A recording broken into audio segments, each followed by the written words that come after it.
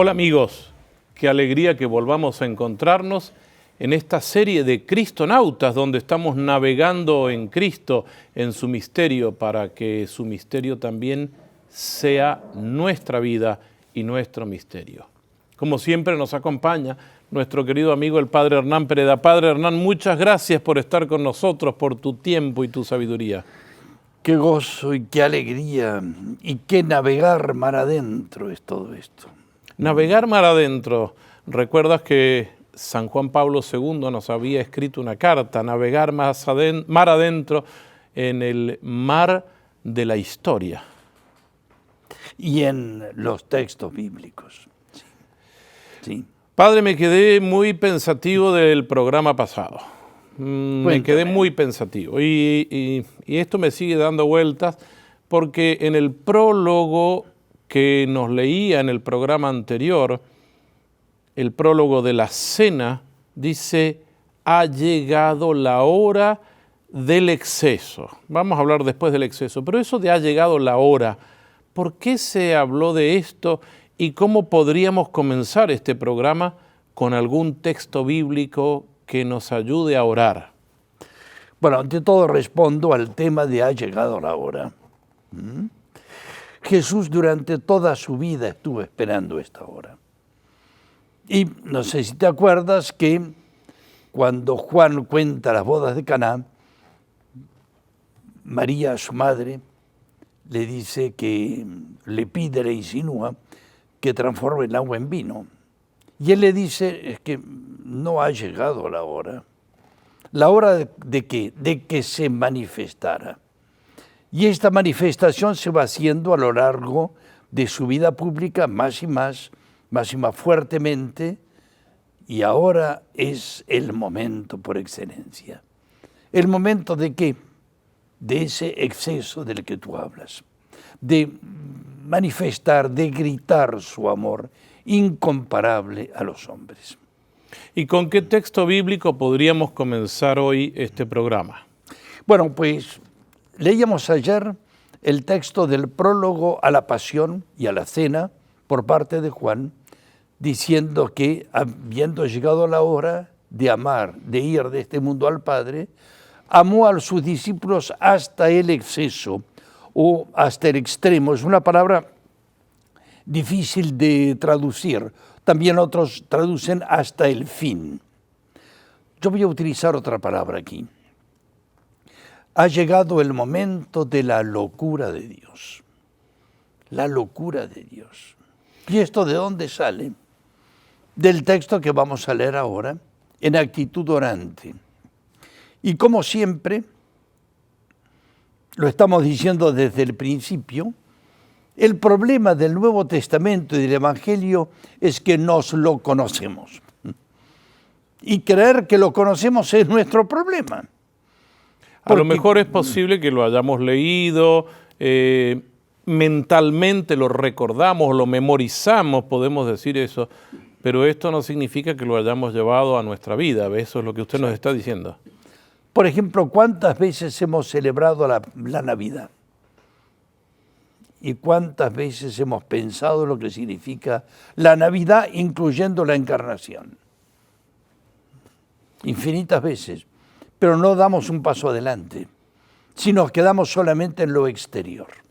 Pasemos entonces, Padre, a lo interior del texto bíblico. ¿De dónde vamos a leer hoy? De una experiencia de San Pablo.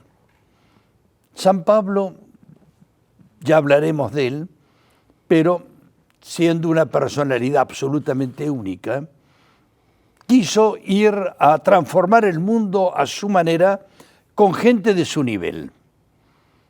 Pablo era el hombre erudito por excelencia. Y entonces quería ir a hablar con los eruditos.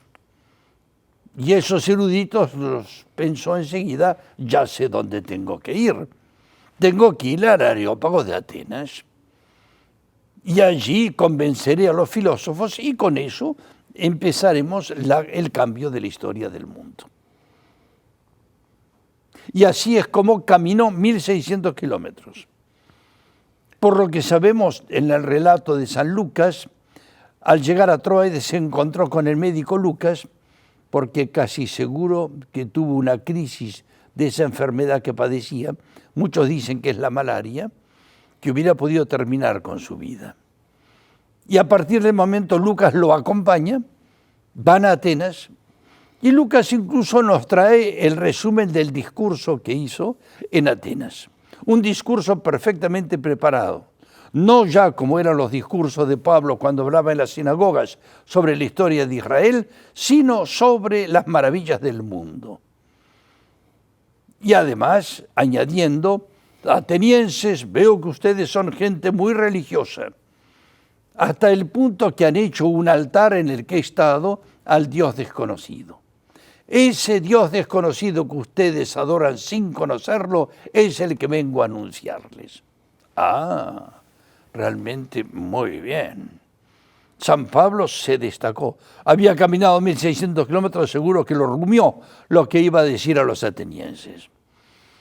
Y entonces se puso a hablar de las maravillas de la creación, de que los hombres son inexcusables si no reconocen al Dios en las obras de su sabiduría, y sigue hablando y finalmente ese Dios desconocido que adoran sin conocer es el que vengo a anunciarles, es Jesús de Nazaret, muerto. Yo sé que lo vamos a conversar después, pero en este discurso le fue muy mal a Pablo.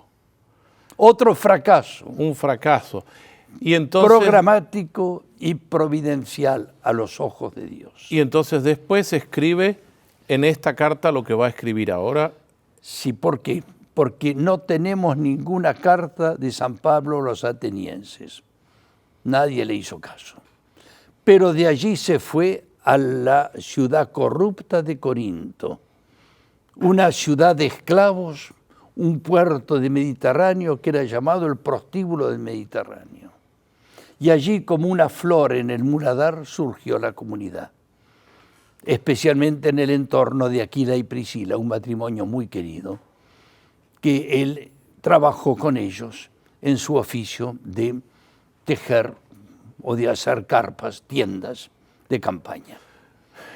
Antes de empezar a leer el texto, queridos hermanos, quiero decirles que esto que hacemos de leer el texto en su contexto, lo que nos está ayudando el padre Hernán es a entender por qué Pablo va a decir lo que va a decir en esta carta, que es la primera a los Corintios. Lo escuchamos, padre. Es la reflexión que él se hace a sí mismo ante lo que le ocurrió cuando pensaba hablar a sabios.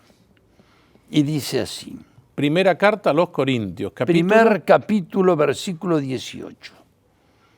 El mensaje de la cruz es una locura para los que se pierden, pero para los que se salvan, para nosotros, es fuerza de Dios.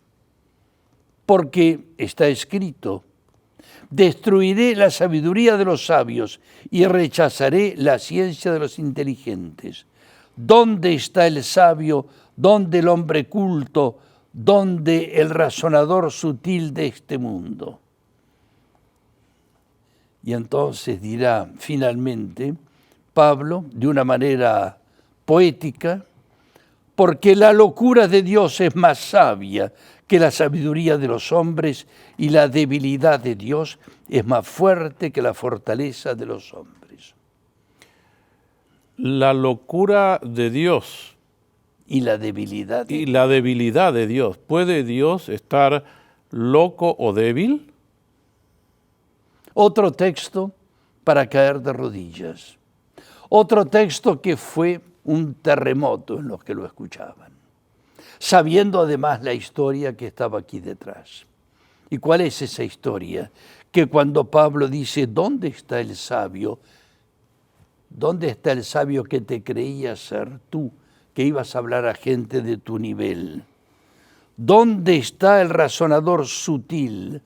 Yo, Pablo, voy a hablar con sutilezas. No sirvió para nada. ¿Acaso Dios no ha demostrado que la sabiduría del mundo es una necedad? La sabiduría que yo tenía, diría Pablo, era una estupidez.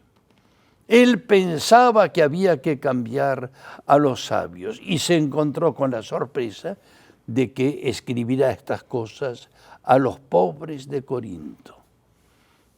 Esto es de una belleza suprema. Pero volvemos sobre la idea de que entonces esto que hace Dios cuando ha llegado la hora es una locura divina. Padre, vuelvo a insistirle, una locura divina. ¿Dios está loco?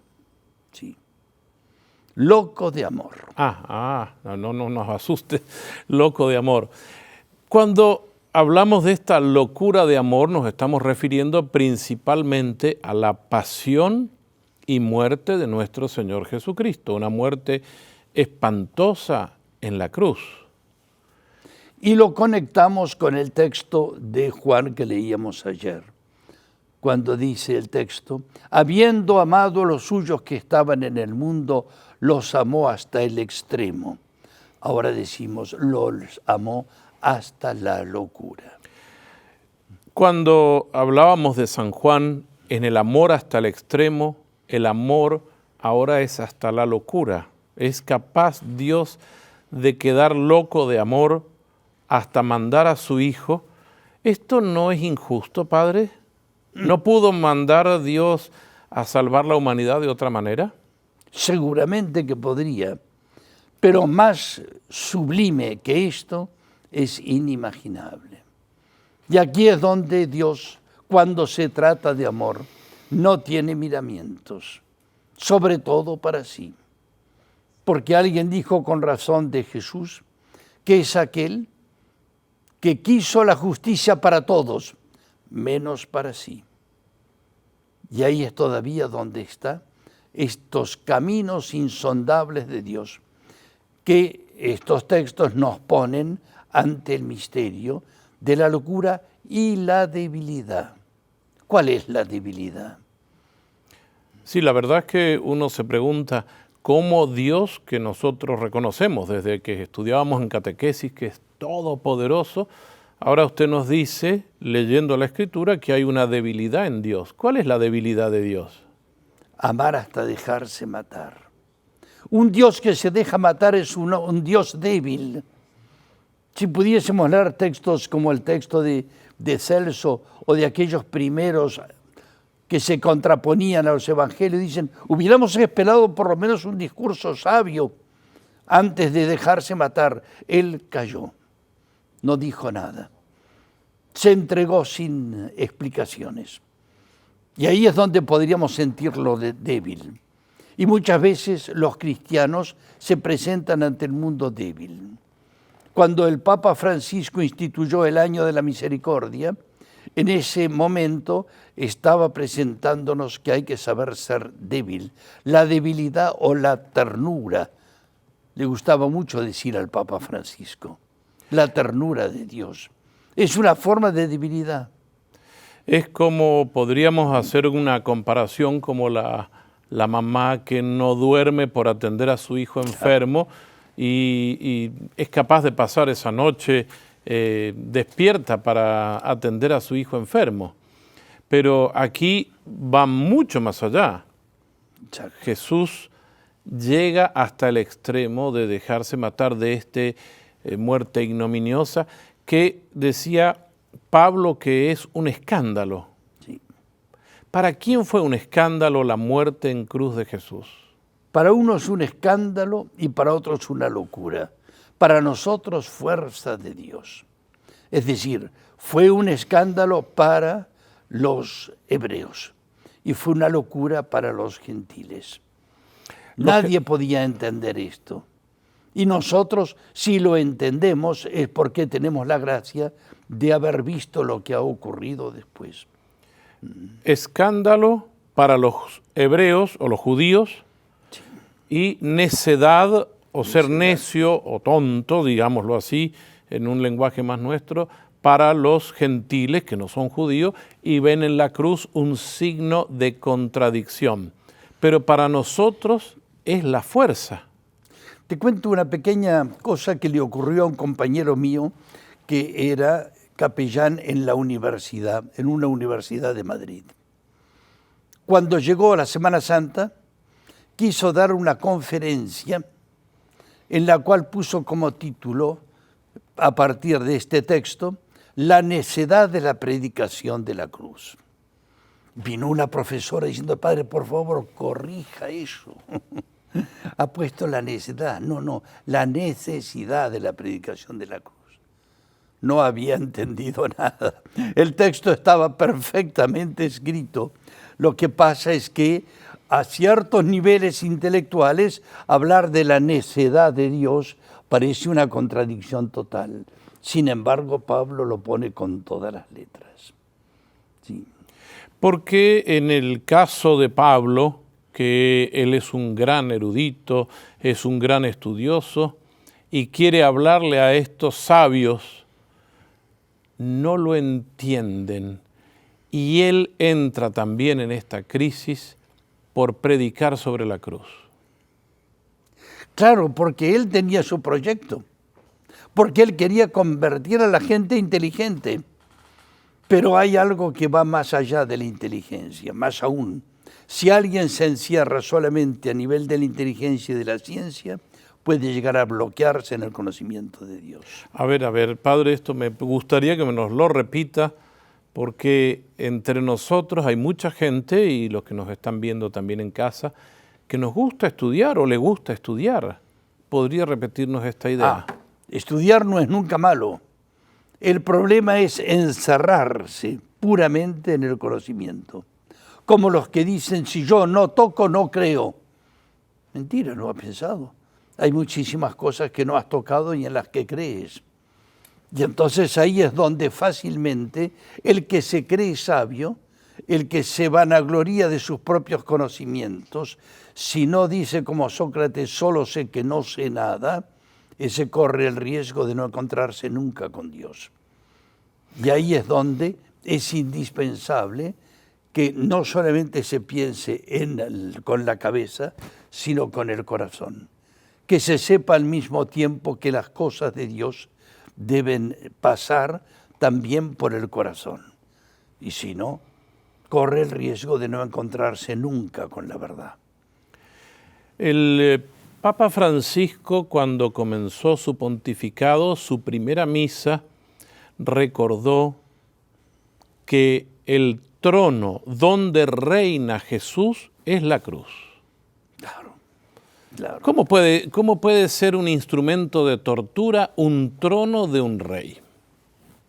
Ese es el misterio y esa es la belleza. Jesús dirá en la última cena a los suyos también o en el entorno, dirá, los grandes buscan su grandeza y oprimen a las naciones. Para ustedes no tiene que ser así. El que quiera ser el primero, que sea el último. Y el que quiera servir, que sirva en el último lugar. Para ustedes no debe ser así. Y así es como podrá añadir después, cuando yo sea elevado, atraeré a todos hacia mí. Es el trono del ejemplo por excelencia. No hay nada igual en la historia del mundo como el caso de Jesucristo. Yo quisiera, padre, ya que estamos haciendo estos nexos entre el Antiguo y Nuevo Testamento, por si alguien no escuchó alguno de los programas anteriores, usted acaba de decir un texto que se refiere al Antiguo Testamento, así como Moisés levantó la serpiente de bronce esa, cuando venían las serpientes y picaban, y aquel que miraba a esa serpiente quedaba curado de su enfermedad, él dice, cuando yo sea levantado, atraeré a todos hacia mí. Ese es el trono del verdadero rey del mundo, porque él reina sirviendo. Porque en el reino de Dios para reinar hay que servir. Parafaseando todo esto, Rabindranath Tagore dirá que el que no vive para servir no sirve para vivir. Padre, a mí me llama mucho la atención cómo nosotros los cristianos muchas veces nos hemos quedado encerrados en una tradición del Viernes Santo que a veces lamentablemente, tristemente, nos quedamos o en el ayuno o en el comer pescado o simplemente participar de las procesiones y recordar o ver la película de la Pasión y ver el sufrimiento de Jesús. pero nos hace falta un salto más aparte del sufrimiento. ¿Cuál es ese salto? La sabiduría de Dios. Ese texto de San Pablo que hemos leído, llamado la sabiduría de Dios, es lo más importante, porque en esta sabiduría se da sentido a todas las cosas.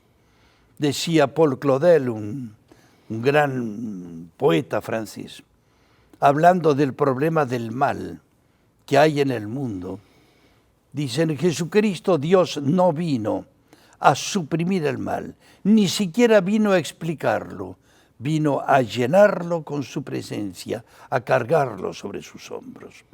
Y entonces en esta visión tenemos una respuesta que va más allá de las palabras.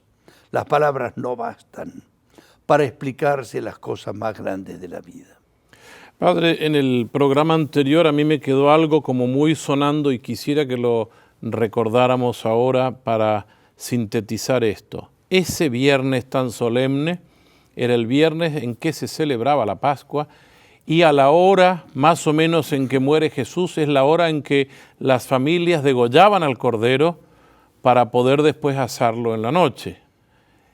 ¿Esta relación es casual? ¿Esta relación tiene algo que ver con la nueva Pascua de Jesús? Claro.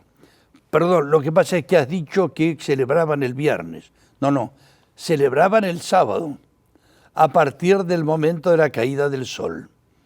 Y en el momento de la caída del sol es cuando ellos se reunían para cenar. El cordero que había sido degollado esa mañana o en esos días.